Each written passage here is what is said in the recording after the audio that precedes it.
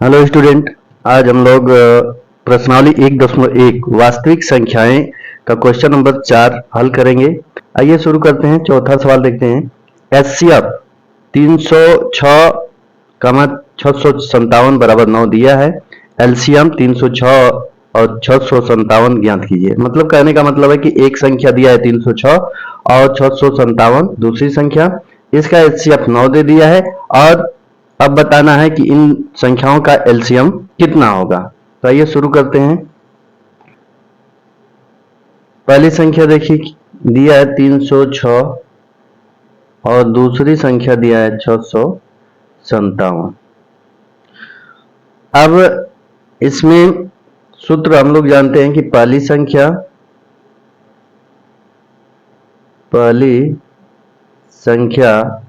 गुणे दूसरी संख्या बराबर एचसीएफ गुणे एलसीएम, ये सूत्र होता है। हमको ज्ञात करना है एलसीएम। तो एलसीएम बराबर लिख सकते हैं, एलसीएम बराबर पहली संख्या गुणे दूसरी संख्या बट्टे में एचसीएफ।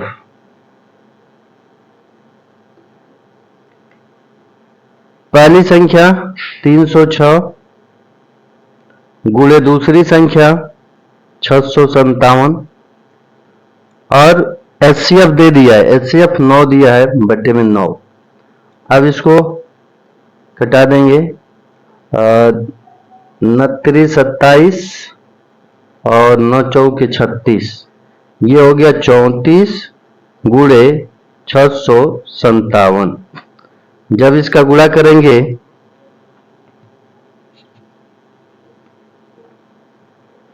तो गुणा करने पर आएगा 22 33 8। ये हम लोगों का एलसीएम हो गया, यानी चौथा का ये आंसर हो गया। आइए अगला सवाल लगाते हैं।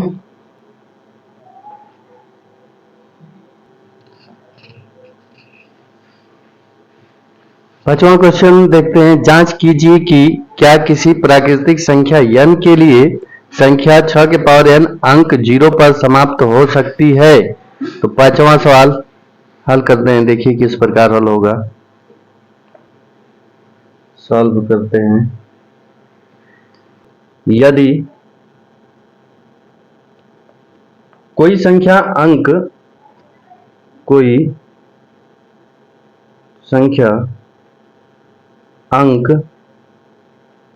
0 पर, शून्य पर समाप्त हो सकती है तो वह 10 से विभाजित होती है। यानी कि जो संख्या 0 पर समाप्त होगी वो 10 से विभाजित होगी। यानी दूसरे शब्दों में इसको बोल सकते हैं, यानी 2 और 5 से विभाजित होगी।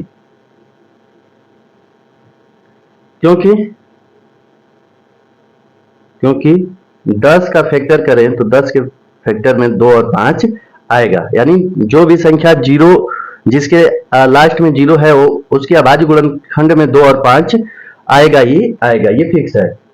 यहां पर देखें तो 6 के पावर n का अभाज्य गुणनखंड करेंगे तो 2 गुणे 3। 6 के पावर n का अभाज्य गुणनखंड करें तो इसमें 2 और 3 आएगा। यानी कि 2 और 3 आएगा। 2 आ रहा है लेकिन 5 नहीं आ रहा है, इसलिए यहां पर लिखेंगे कि अंक गणित की आधारभूत प्रमेय की अद्वितीयता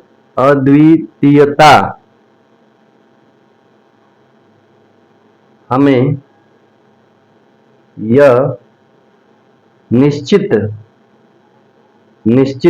कराती है कि 6 के पावर n के गुणनखंड में 2 और 3 के अतिरिक्त और कोई अभाज्य गुणनखंड नहीं है। अतः किसी भी प्राकृतिक या प्राकृत संख्या n के लिए 6 के पावर n अंक 0 पर समाप्त नहीं हो सकती। बस इतना लिखना है।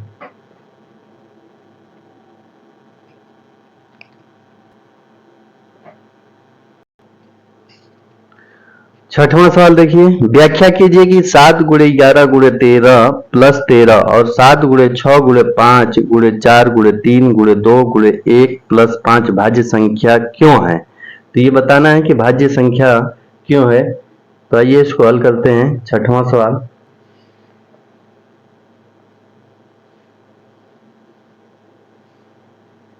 सवाल, देखिए इसको हल करेंगे।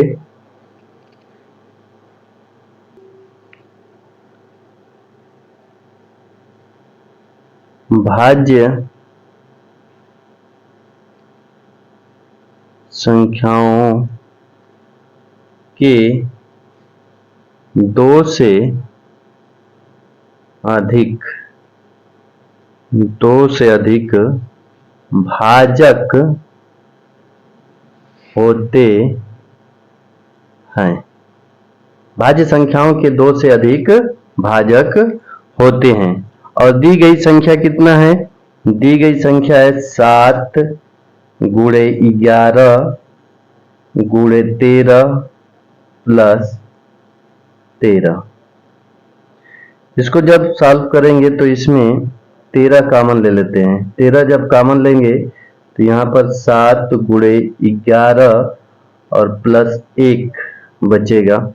जब इसका गुणा करेंगे तो 13 और 11 77 हो जाएगा। ये 77 प्लस 1 और यहाँ पर 13 और गुणे ये हो गया 78।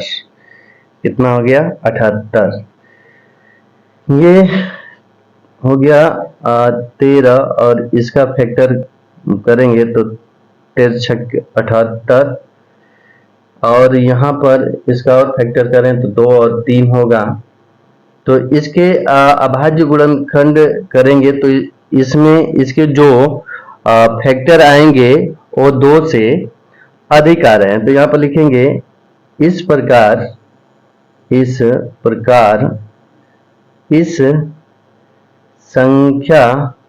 संख्या के 2 से अधिक भाजक हैं।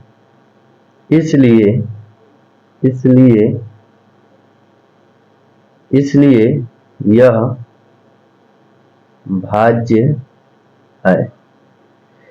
अगला इसी प्रकार जो संख्या दिया है उसको लिख लेंगे और हल करेंगे। देखिए दी गई संख्या है 7 गुणे 6 गुणे 5 गुणे 4 गुणे 3 गुणे 2 गुणे 1 प्लस 5। अब इसको जब हल करेंगे तो 5 कॉमन ले लेंगे तो 7 गुणे 6 गुणे 4 गुणे 3 गुणे 2 गुणे 1 प्लस 1 होगा। अब इसका गुणा कर देंगे तो ये होगा 5, और जब इसका गुणा करेंगे तो इसका गुणा आएगा 1008 प्लस 1, इसको जोड़ेंगे तो ये होगा 5 गुणे 1009।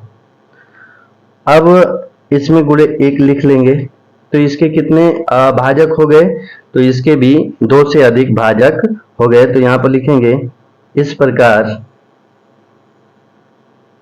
इस संख्या के 2 से अधिक भाजक हैं, इसलिए यह भाज्य है। बस इतना ही हल करना है इसको, ये हल हो गया। चलिए आइए 7वां क्वेश्चन देखते हैं। 7वां क्वेश्चन,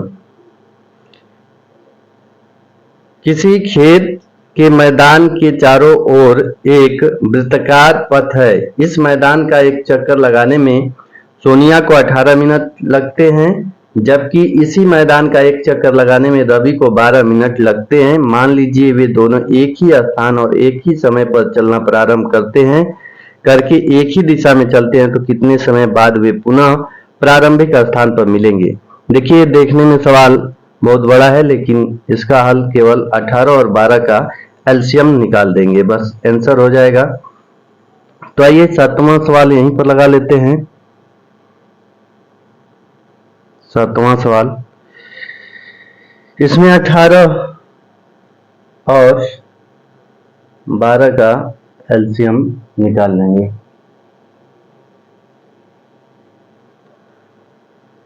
2 3 गुणे 3 और 12 का 2 गुना के 4 3 12, एलसीएम हम निकाल देंगे। एलसीएम तो 2 गुणे 2 गुणे 3 गुणे 3, तो ये हो जाएगा 36। एलसीएम कितना आ गया? 36 आ गया। यानी कि रवि और सोनिया 36 मिनट बाद दोनों अपने प्रारंभिक स्थान पर मिलेंगे। तो यहाँ पर लिखेंगे इस प्रकार रवि व सोनिया 36 मिनट बाद दोनों अपने प्रारंभिक या प्रारंभ स्थान पर मिलेंगे। बस ये हो गया आंसर। तो प्रश्नावली 1.1 पूरा 3 वीडियो में कंप्लीट हो गया।